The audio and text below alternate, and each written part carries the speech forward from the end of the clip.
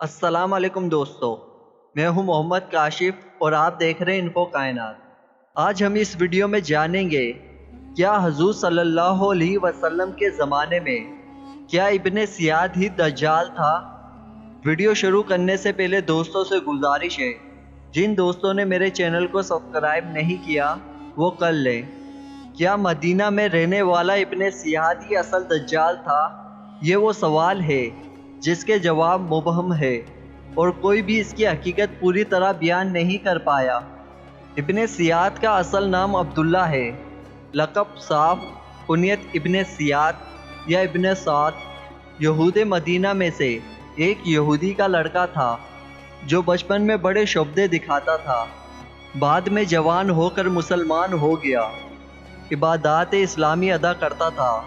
اس کے متعلق علماء کے 3 قول ہیں۔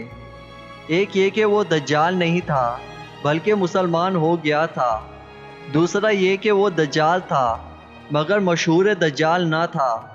حضور انور نے صلی اللہ علیہ وسلم نے فرمایا ہے کہ میری امت میں بہت سے دجال ہوں گے، یہ بھی انہی دجالوں میں سے ایک دجال تھا۔ اور تیسرا قول یہ ہے کہ وہ دجال ہی تھا۔ بعض لوگ کہتے ہیں کہ وہ مدینہ منورہ میں ہی مرا ہے اور وہیں دفن ہوا ہے، مگر یہ غلط ہے، اور وہ جنگ ہرا تک دیکھا جاتا رہا ہے اور ہرا کے دن غائب ہو گیا تھا۔ تمیم داری والی حدیث میں جو دجال کا ذکر ہے اس کے متعلق مرقات میں ہے کہ اس جزیرے میں دجال کا جو جسم تمیم داری نے دیکھا وہ اس کا مثالی جسم ہے یا یہ جسم ظاہری ہے، واللہ عالم۔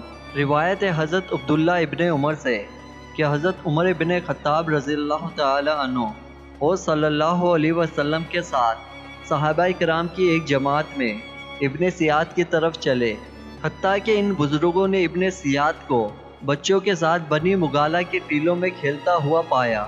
وہ اس وقت بالغ ہونے کے قریب ہو چکا تھا۔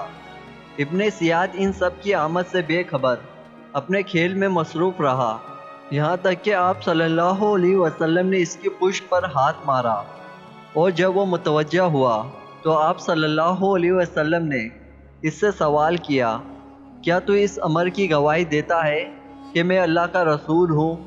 ابن سیاد نے یہ سن کر بڑی غصیلی نظروں سے آپ صلی اللہ علیہ وسلم کی طرف دیکھا اور کہا کہ میں گواہی دیتا ہوں کہ آپ ان پڑھ لوگوں کے رسول ہو۔ پھر ابن سیاد بولا، کیا آپ گواہی دیتے ہیں کہ میں اللہ کا رسول ہوں؟ ابن سیاد کی یہ بات سن کر آپ صلی اللہ علیہ وسلم نے اس کو پکڑ لیا اور خوب زور سے بھینچا اور فرمایا، میں اللہ پر اور اس کے رسولوں پر ایمان لایا۔ اس کے بعد آپ صلی اللہ علیہ وسلم نے اس سے پوچھا کہ تو کیا دیکھتا ہے، یعنی غیب کی چیزوں سے تجھ پر کیا ظاہر ہوتا ہے؟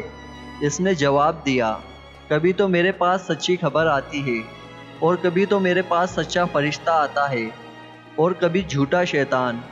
رسول کریم صلی اللہ علیہ وسلم نے اس کا جواب سن کر فرمایا، تیرا معاملے میں سب گڈ مڈ ہو گیا ہے۔ پھر آپ صلی اللہ علیہ وسلم نے فرمایا کہ میں نے تیرے لیے اپنے دل میں ایک بات چھپائی ہے، اور جو بات آپ صلی اللہ علیہ وسلم نے ابن سیاد کے لیے چھپائی تھی وہ سورہ دخان کی 10ویں آیت تھی، جس کا ترجمہ ہے کہ اس دن کا انتظار کیجئے کہ آسمان دھواں ظاہر کر دے۔ ابن سیاد نے رسول اللہ صلی اللہ علیہ وسلم کی بات سن کر کہا، وہ پوشیدہ بات جو تمہارے دل میں ہے وہ دق ہے۔ حضرت صلی اللہ علیہ وسلم نے یہ سن کر فرمایا، دور ہٹ، تو اپنی اوقات سے آگے ہرگز نہیں بڑھ سکے گا۔ حضرت عمر فاروق رضی اللہ تعالی عنہ نے یہ صورتحال دیکھ کر عرض کیا، یا رسول اللہ صلی اللہ علیہ وسلم، اگر آپ مجھے اجازت دے تو میں اس کی گردن اتار دوں۔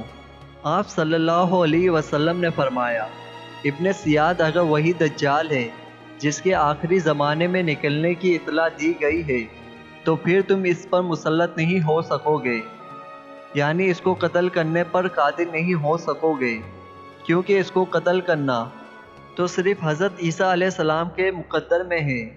اگر یہ وہ نہیں ہے تو پھر اس کو قتل کرنے میں تمہارے لیے کوئی بھلائی نہیں ہے۔ امید کرتا ہوں کہ آپ کو یہ میری ویڈیو پسند آئی ہوگی۔ تو پلیز اس ویڈیو کو لائک کریں، اپنے دوستوں میں شیئر کریں اور میرے چینل کو سبسکرائب کریں۔